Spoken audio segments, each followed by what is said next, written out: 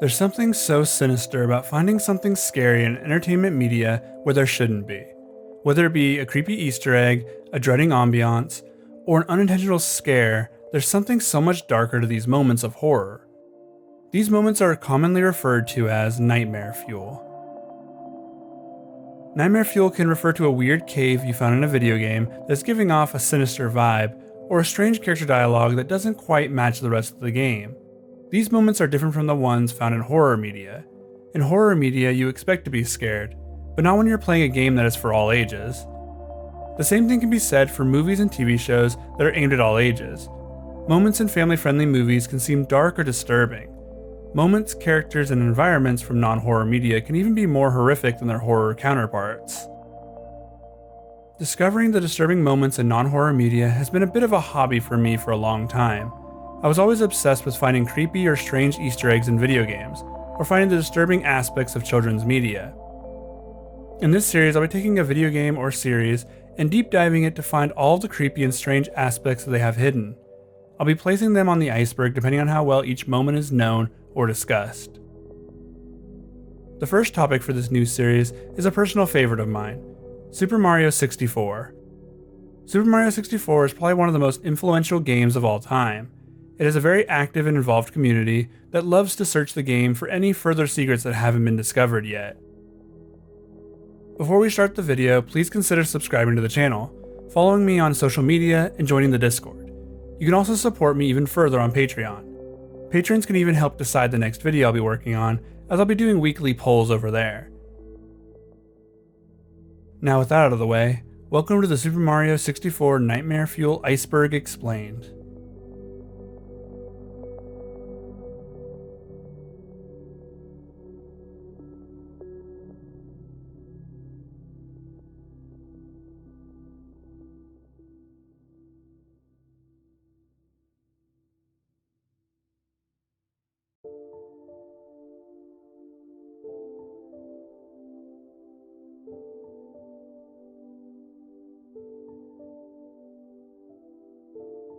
Super Mario 64 was the first time Mario was ever in 3D, and it wasn't just a new frontier for Mario, but for gaming as a whole. The 3D environments probably today look pretty standard or archaic, but for anyone who played it back then, it was phenomenal. So why is it that the first time you enter the castle you hear this?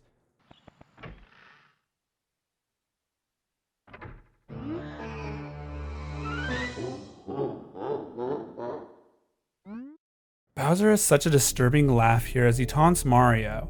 Now it may not seem so creepy, especially with the way gaming is now, but this was creepy for the first time, honestly. I played this game as my first N64 game and my first 3D game, and this is my introduction to the castle. I guess it sort of sets the tone for the rest of what there is to explore inside these walls.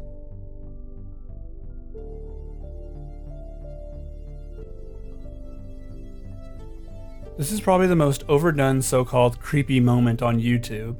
Every video that talks about the disturbing stuff in Super Mario 64 mentions the infamous piano.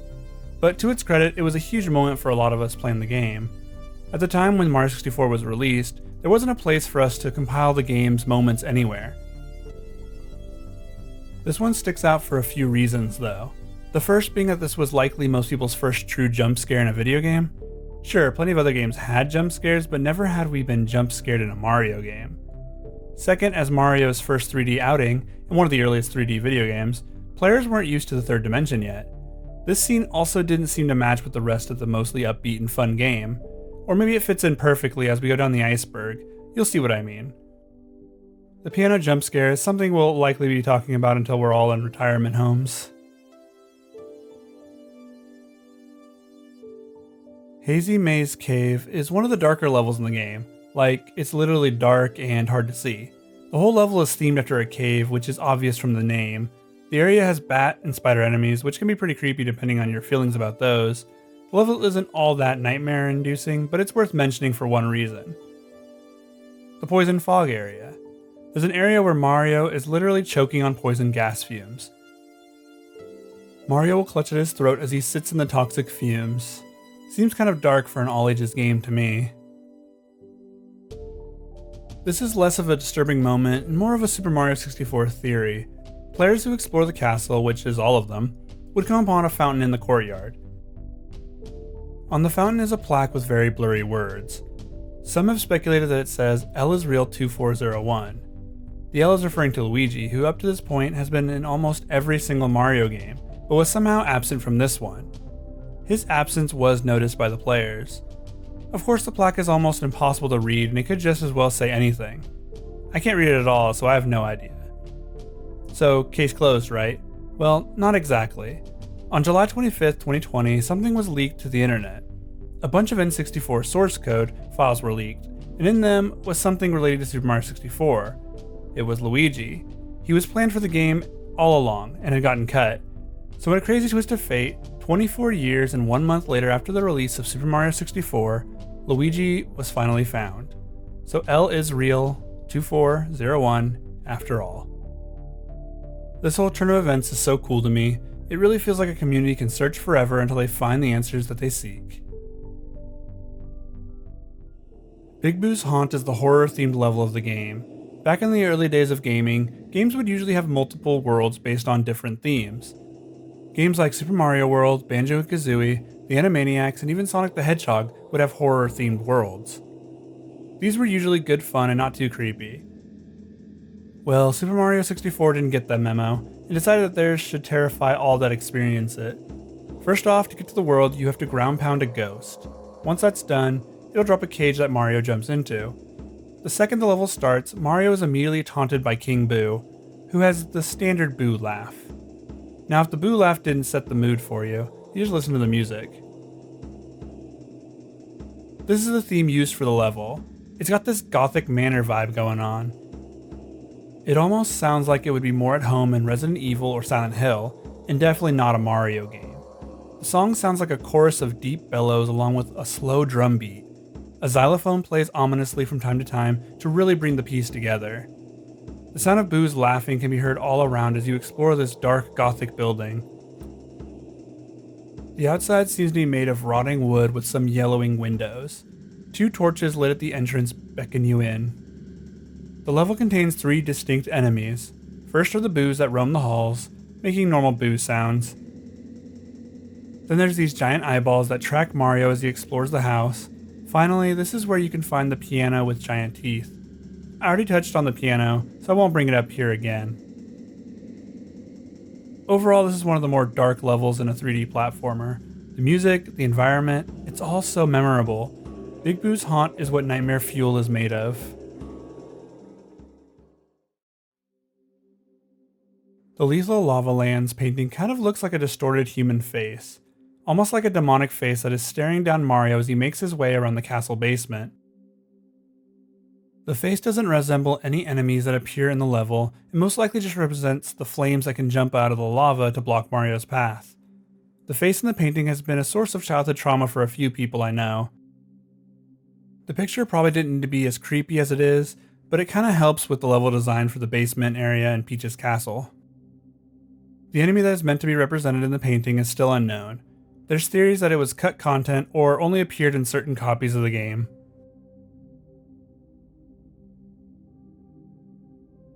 Super Mario 64's water levels have caused distress in some players. The eerie fog the first time you enter Jolly Roger Bay, the vastness of the water's depths, and the other things swimming in the water with you have led to some players feeling uneasy as they swam around. The water levels have even caused minor feelings of thalassophobia, or the fear of deep bodies of water. From the surface, you can't see very much. The water looks almost endless. The uneasiness the body of water brought to people wasn't entirely unwarranted. The water could have many secrets and you wouldn't know until you explored its depths. And there was one thing waiting underneath the surface. Once you enter the waters of Jolly Roger Bay, you might feel a little uneasy, but the music is mostly calming. Mario then explores a little deeper and it starts to feel like something is waiting just around the corner for you. Mario keeps swimming along, not much to see, but the blue water around him. That is, until you turn and there it is. A giant eel with rows of sharp teeth swimming in the water with you. This is Unagi the eel, and this was the reason so many players didn't want to enter the water. The eel in Jolly Roger Bay is another really popular topic for childhood Nightmare Fuel. The way it just appears as you're exploring the deep waters was sure to induce the feelings of anxiety I mentioned before. The eel looked terrifying, even in its own low poly graphics. The look of the eel wasn't what disturbed me though, it was the way it moved in the water. I didn't expect it to just start moving while I was swimming down there. A piece of childhood nightmare fuel for sure. A sign in Big Boo's haunt says, "You don't stand a ghost of a chance in this house. If you walk out of here, you deserve a ghoul medal." This item is said to be obtainable in Big Boo's haunt by various means. Those are the only mention of it in the game. The item resembles a medal with either a Boo's face or a skeleton on it. No one knows what its actual use would be.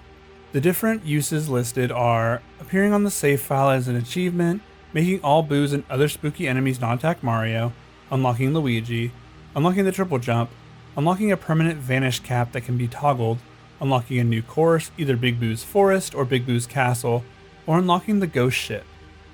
The methods of unlocking the Ghoul Medal are just as varied as its supposed uses, though most players have never been able to unlock it themselves, leaving it unlikely that it exists in most copies of the game. The first few levels of Super Mario 64 aren't really anything too crazy. They provide a small variety of different motifs and designs to make them unique and interesting. So when you enter the Bowser levels, why does all that change? The Bowser levels are pretty creepy by themselves, which makes sense since that's where Bowser resides. The dark abyss of backgrounds, the random shapes floating in the sky, and the strange enemies have often made players feel uneasy. Players find that these levels contradict the feeling of the others so greatly that it warrants adding them to this iceberg. The Pyramid is another mini level in Super Mario 64 that has made players feel uneasy. The Pyramid feels claustrophobic and cramped. The Pyramid is surrounded by quicksand and there's some slow sinking quicksand on the side. While not as disturbing as Big Boo's haunt, the music can still strike a similar chord. The music feels ominous and foreboding at first, but then becomes slightly panic-inducing, like you're running out of time as you're exploring inside of the pyramid. The chain chomp and ball on Battlefield was a piece of nightmare fuel for many when playing the game for the first time. A giant ball with sharp teeth that does tons of damage to Mario if he runs into him. I can kinda see where everyone is coming with that. The chain chomp is a pretty standard enemy starting in Super Mario Bros. 3, but there it was a small enemy that wasn't really too big of a threat. Now, the chain chomp in Super Mario 64 is huge, easily 10 times the size of Mario. It can hurt a lot and easily kill players if they are caught off guard. A giant angry ball with sharp teeth sounds terrifying in most cases. The only thing holding this one back is that he's literally chained and can't hurt you. Well, unless you get a little too close.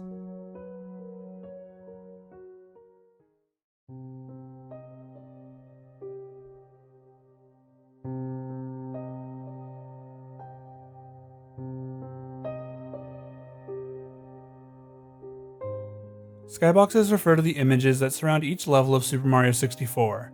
Many of these are simple PNG-looking backdrops that are supposed to represent a world beyond what the player is currently exploring.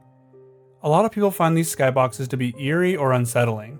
Most can't explain why, but for some, it's simply that it looks out of place just surrounding these levels. Also, they make each world feel like a floating island. I'll go into individual skyboxes as we get further down the iceberg, so for now, just know that they are a form of nightmare fuel for many.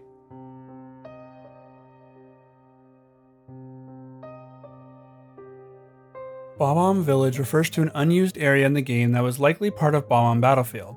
This area was inhabited by BOB-OMBs, but not much more is known than that. Little to nothing is known about this village, except for some of the mission names. There are a total of 6 missions, and they are all accessed through BOB-OMB Battlefield. The missions are To the Top of Town, In the Little Forest, Blast to the Skies, Uncover the 8 Red Coins, Shopping in Town Square, and The Statue's Secret. The last mission refers to the giant statue of Lord Bob-omb in the center of town. Mario just made it to the final floor and found the door to fight Bowser one last time. They start to ascend the stairs and hear this rising music in the background. The music sounds like it's always rising, never stopping, and then the player realizes that the stairs also never seem to be ending. This is the Endless Staircase, and it's there to keep players from fighting Bowser until they have enough stars. Many players have felt varying levels of dread while trying to ascend these stairs. This is caused by anxiety-inducing music and the stairs never seeming to come to an end.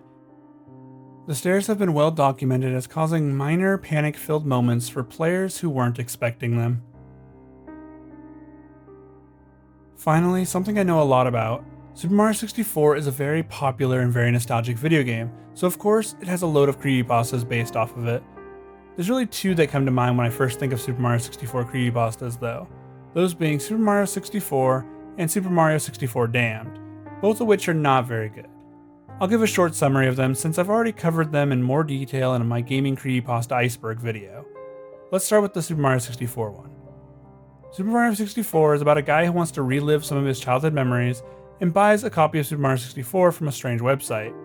The seller asks for $10 and the buyer's address, and that's it. The guy receives the game and notices that it's not in pristine condition like he was told in the ad.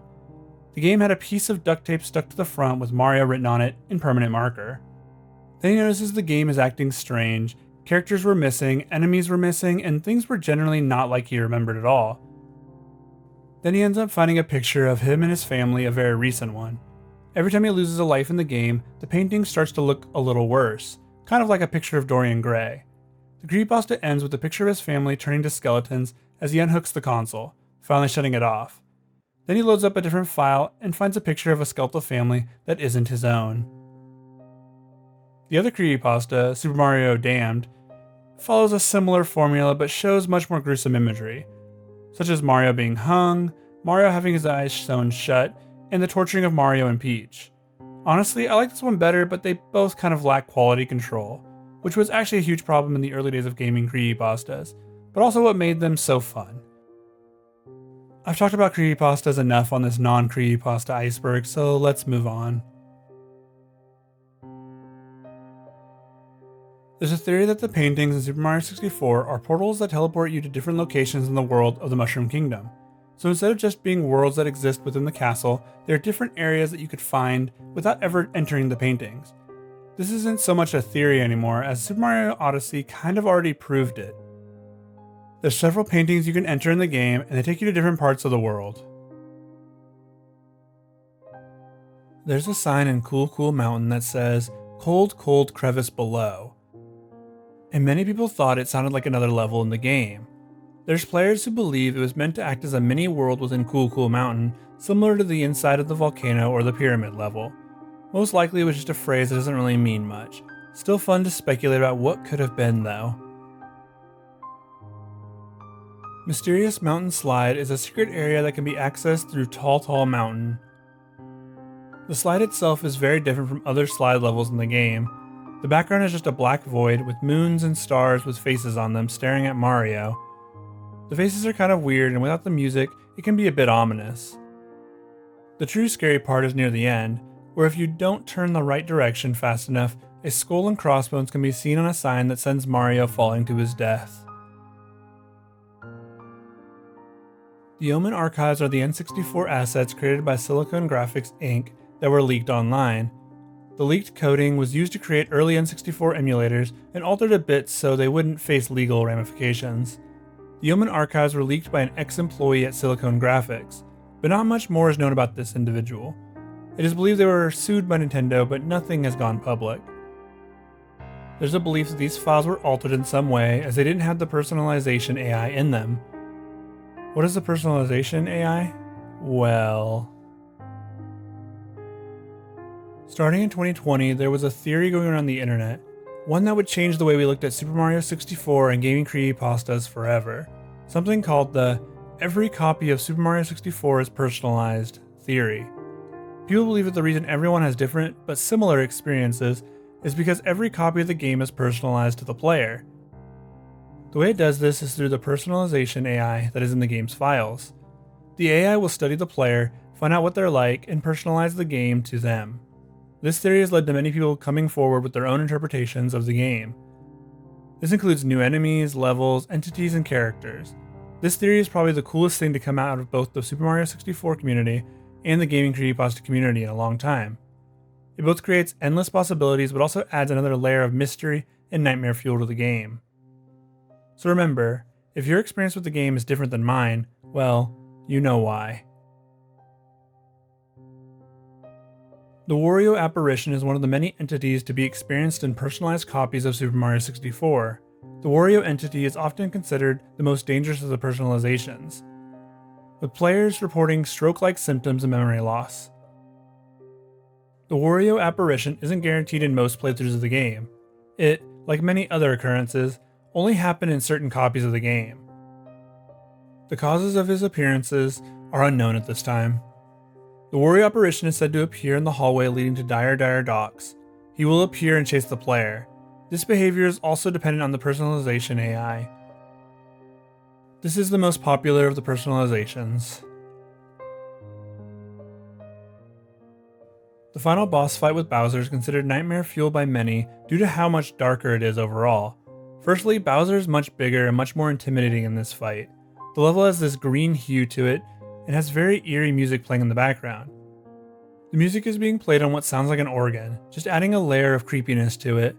The map that you fight Bowser on even starts to collapse during your fight, making it feel much more cramped and just a little bit harder. It may not be the creepiest level in the game, but it's still worth noting. The mirror room has been a long-time source of anxiety for players. Some find it uncanny to see Mario's reflection in the mirror. The mirror room always felt like it had this air of mystery to it, but no one could figure out exactly what caused it. The door behind the mirror is possibly the biggest mystery. Players have theorized that it leads to Luigi or another entrance to the castle, or it leads to an inverted version of the castle. These theories help to give it a little bit of credence to those who find the mirror room ominous.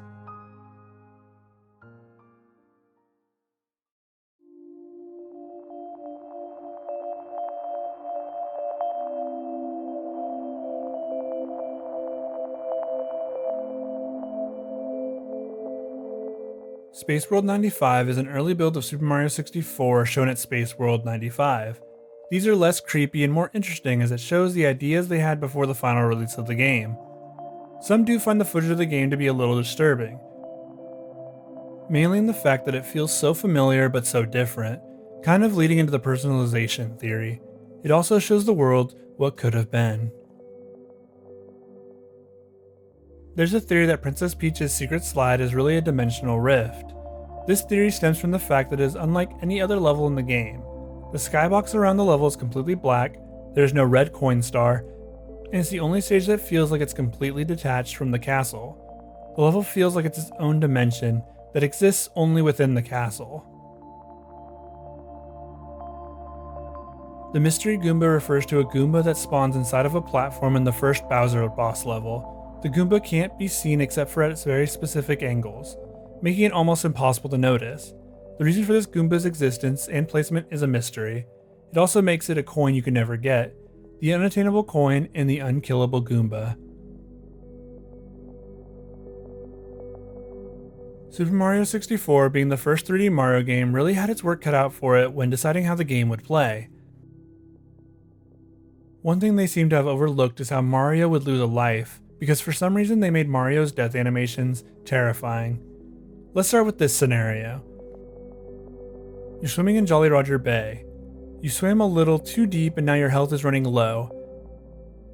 Out of nowhere you get hit by the giant eel, and you're only at 1 health now.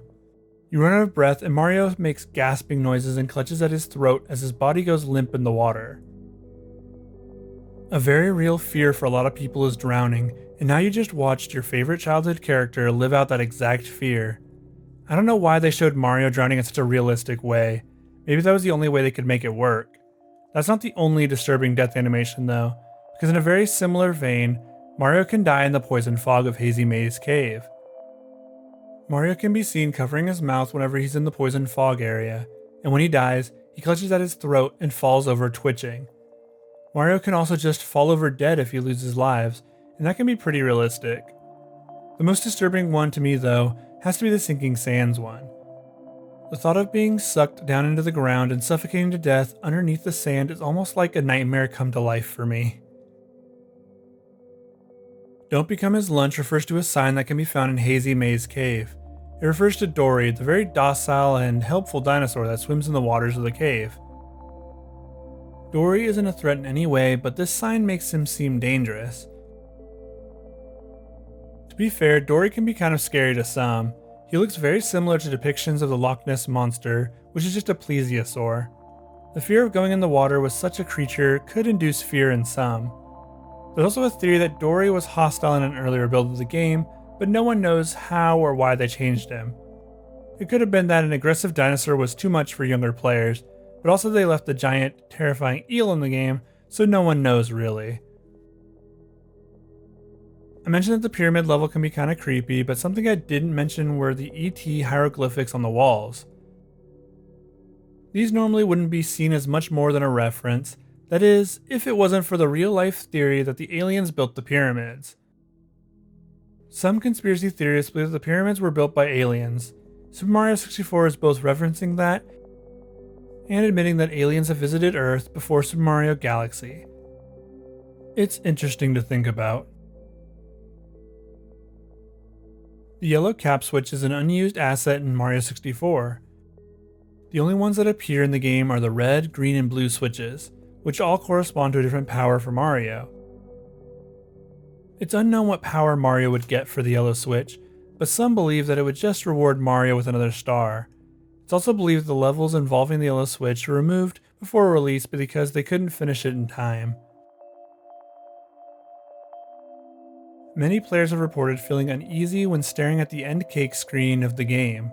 When you complete Super Mario 64, Peach bakes Mario a cake, and that cake can be seen as the final screen of the game.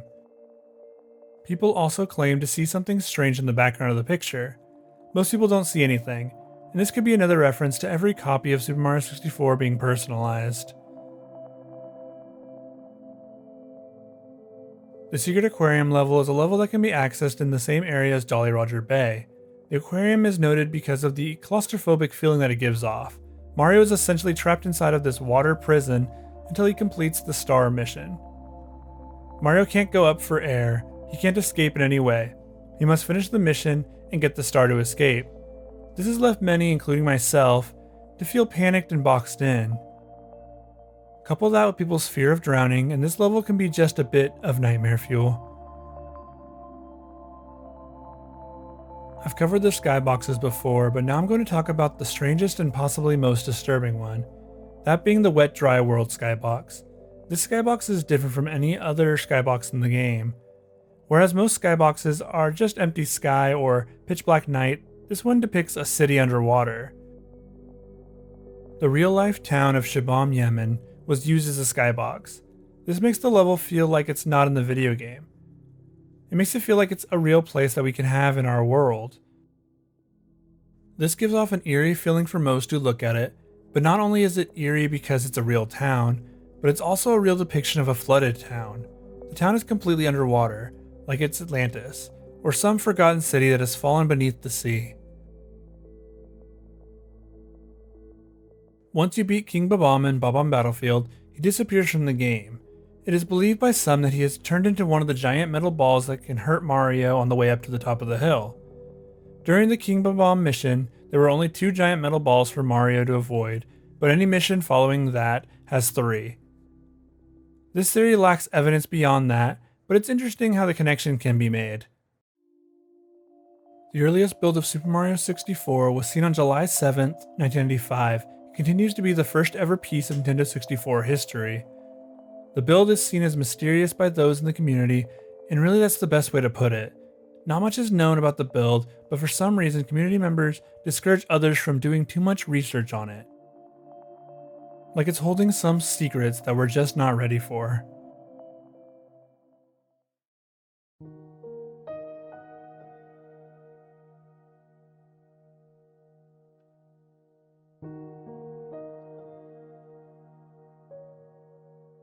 The Blarg is an enemy from Super Mario World that was missing from Mario 64.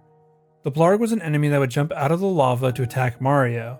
They appeared in the lava worlds of the game, but for some reason didn't make an appearance in Super Mario 64. There is a beta version of the Blarg that can be found in the game's files. The creature isn't fully textured and is kind of creepy looking. With a few modifications, you can get the Blarg back in the game. The Blarg would have appeared in Lethal Lava Land, Bowser in the Fire Sea, and for some reason, Mario over the Rainbow. The Blarg will act pretty much the same as it did in Super Mario World. It'll approach Mario and burn him if he gets too close. On the upper floors of Peach's castle, there's a sign that says, "Shh, please walk quietly in the hallways." This sign has confused many in the community as it doesn't seem to serve a purpose in the game at all. A fan theory suggests that it might be referring to Bowser, constantly watching Mario as he explores the castle. Another says that it was likely something left over from the beta of the game, and was meant to serve a more significant purpose. Either way, it's been a source of discussion with the community for years.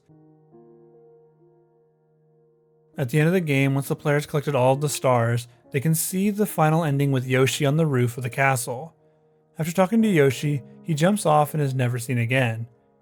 This scene has sparked a theory that Yoshi took his own life for unknown reasons. There's not much more to say about this one, and it's a bit of a stretch even compared to some of the more out there theories surrounding the game. Big Boo for some reason has multiple laughs. The usual high-pitched Boo laugh, and then there's this occasional lower-pitched version. This one. It just sounds way more scary and menacing than they probably thought it would be. No one's quite sure what triggers this laugh, but it has been caught on several streams and several YouTube videos. King Womp complains to Mario about the Womps being used to build everything in the Mushroom Kingdom without being thanked. Mario then proceeds to fight him, and after beating him, gets a star as usual. When Mario returns to the same level, King Womp is missing, and now a new tower stands in its place. This has led many to believe that this structure was built out of King Womp himself. To really put the nail in the coffin for this theory, it's also theorized that the 1-up mushroom found in the tower is King Womp's soul. There was a commercial in the 90s that had Mario break out of the TV and drink milk straight from the jug. This made him grow to an enormous size so he could complete the level quickly. This commercial was just a little weird, but some found it to be a form of nightmare fuel. I can't tell if it's from the fear of Mario leaving the game and stealing your food, or what exactly. All I know is I remember seeing this commercial all the time as a kid.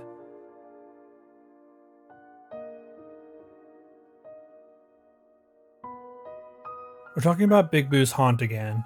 When you enter the level, for some reason there's what looks to be a giant dark forest as the skybox. This is the only time this skybox appears in the game, and it adds perfectly to the creepy atmosphere. The only problem is, when you enter Big Boo's haunt, you're shrinking down to go into the level. This has led to a few theories. The first one being that it's not a forest that you're seeing, and in fact is just the grass from the courtyard surrounding the level. This one can be believable, but it doesn't really look like the grass, and most of the sun is also absent in this skybox. When Mario enters Big Boo's haunt, it's a sunny day, but now it's dark and there's an ominous forest surrounding the world. Another theory is that Mario is teleported to a pocket dimension. This pocket dimension is perpetually night and is surrounded on all sides by the encroaching forest.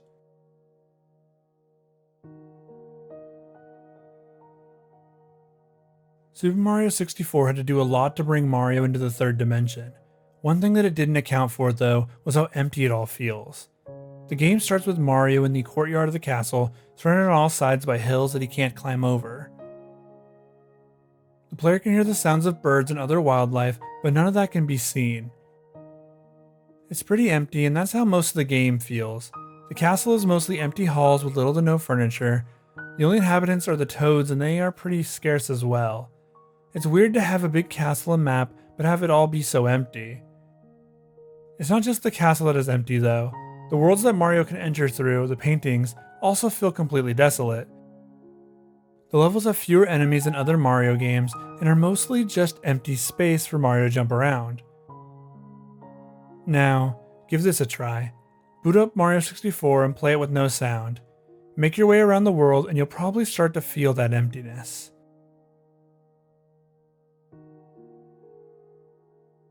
When you see the toads in the castle, they appear to be translucent. You can see right through them. These toads are being projected here, but why and what are they really? There's a few theories about this. The first being that these toads are ghost projections. The real toads were killed by Bowser, and their ghosts came back to help Mario find and save Princess Peach. This theory makes sense if you think about how the only other entities that you could encounter in the castle are the boos in the courtyard.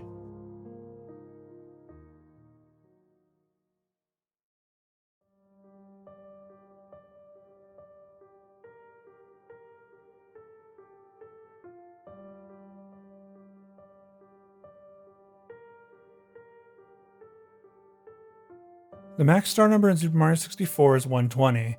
This is interesting because 120 is a spiritually significant number. In many religions, the number 120 has a special meaning. Its main interpretation is that of growth and moving forward. This would be interesting since Super Mario 64 was the first 3D Mario game and really paved the way for 3D platformers to follow. The whole significance of the number and how deep this one part can go is a little more than I want to cover in this video. This is kind of a long theory about the journey of Mario in Super Mario 64 mirroring a Freemason journey. This theory goes pretty deep, discussing how Bowser essentially becomes a god as he creates worlds using the power of the stars. The power stars themselves also represent symbols that hold significance in the Freemasons' journey. I could go in depth about all the references to the Freemasons here, but it would be worth a video all by itself. This is just another form of Nightmare Fuel that Super Mario 64 has created. The wet, dry world negative emotional aura is the topic that really made me want to talk about Super Mario 64. There's a phenomenon that many players have described, a feeling that has to do with wet, dry world. Wet, dry world is one of the most disturbing levels in the game, but not at surface value, starting with the skybox that I mentioned before, being of a city in the real world, and looking super out of place. There's also a small abandoned town area that you can find if you search for it. The best word to describe it would probably be liminal.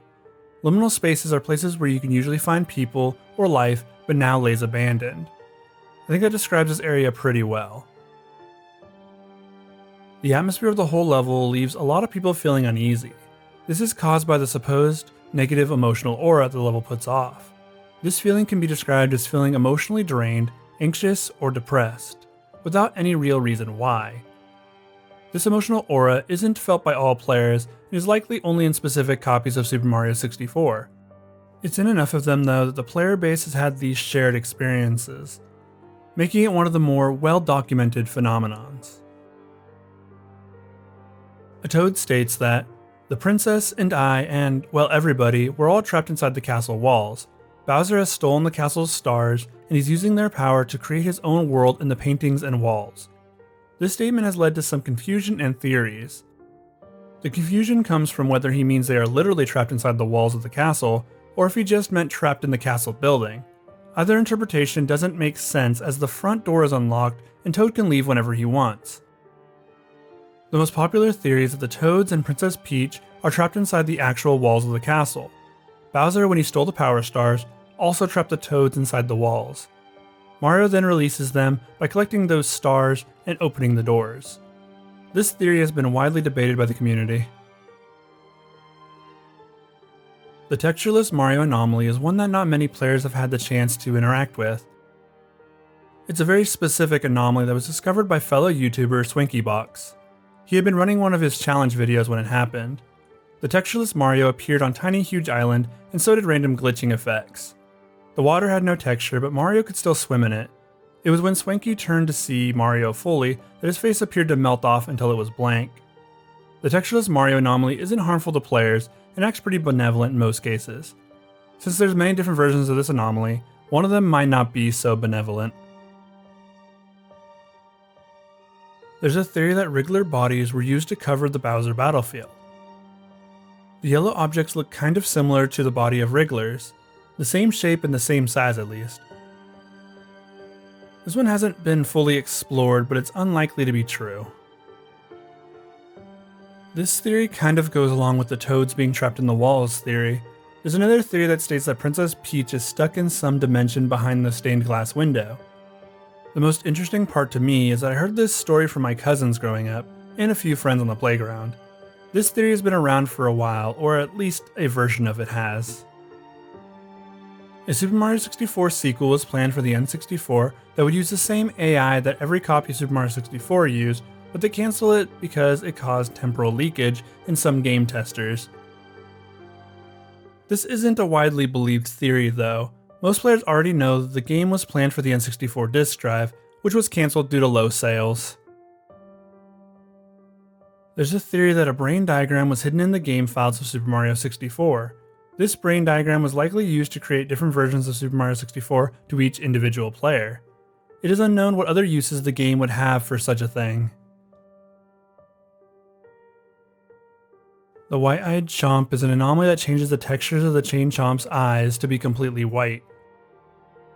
This doesn't usually make the chain chomp act any differently, but it is a sign that your copy is going to have varied levels of personalization. If the player sees the white-eyed chomp in any other levels, then it is to be expected that its behavior will be less predictable and they should proceed with caution. The white-eyed chomp has been most notably found in Big Boo's haunt. The Eternal Fort was believed to be the final level of Super Mario 64. The validity of this level has been speculated by many different members of the community. If the level is in the game, then players haven't figured out how to access it yet. The Eternal Fort would use every skill that the players had learned while playing Super Mario 64. It was meant to be the final and hardest level in the game. It is said that in order to access the level, the player must know everything about Super Mario 64. Then the personalization AI will open it up to them. The level hasn't been found yet by any player.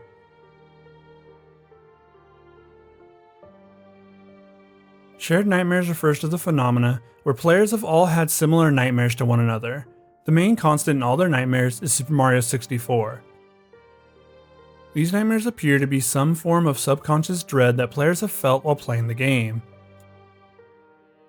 Despite the colorful and fun world of Super Mario 64, it has appeared to have a deep effect on its players. Something has disturbed players on a subconscious level, leaving many with nightmares to this day. Players have urged others to try and wake up if they notice the nightmares related to the game. They say the nightmares can hold you captive if you let them. The shared nightmare experience was first documented on 4chan and has been spread around the rest of the internet from there.